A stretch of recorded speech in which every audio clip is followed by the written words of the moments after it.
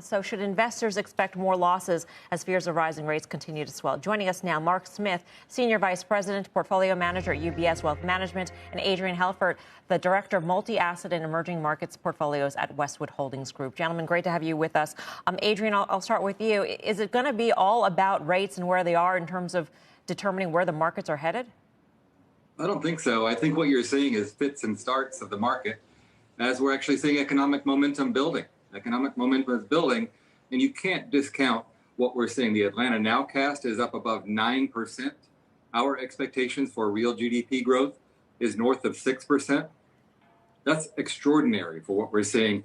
And so what you're seeing is a reflection of that. The 10-year interest rate is usually, on average, if we look back to history, it's a proxy for the nominal GDP growth rate. From that perspective, we're going to see fits and starts. We're going to see growth come off as long-term cash flows get impacted by higher discount rates. So no, I think it's about growth than rates. So ultimately, you think that the markets will see through it, will see that it's economic activity driving this rise in rates, and it won't be concerned about things like higher borrowing costs or equity risk premia? I believe so, yes. Okay. All right, next question to you. So where do you see the markets going, and should we be concerned about higher valuation stocks even as the markets are going through fits and starts? Yeah, well, first I want to say, Adrian, I just Googled you. I want to say thank you for your service. That's awesome. You're a Army medic, and that's great.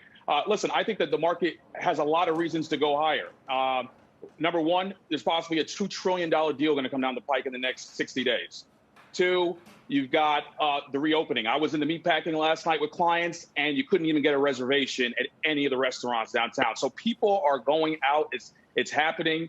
The vaccine should be in everybody's hands by the middle of the year. And so there's a lot of reasons to be optimistic because things are going to be okay. And so if that's going to happen, you've got to be bullish because there's tons of sectors out there that are undervalued. Healthcare is one of them. If we're going to be taking vaccines all the time, you got to own these healthcare companies. You also have to own as a consumer discretionary because people are going to be flying again, going to hotels, traveling. All these sectors have a lot of value, and then you got to use energy to get there. And you're seeing energy have a huge move in the last 3 weeks, and I think it's going to continue to do so because if you look at where we were last March on almost all the energy stocks, they're still down 40%, 30%. So a lot of value in many sectors, and there's a lot of reasons to be bullish in this environment.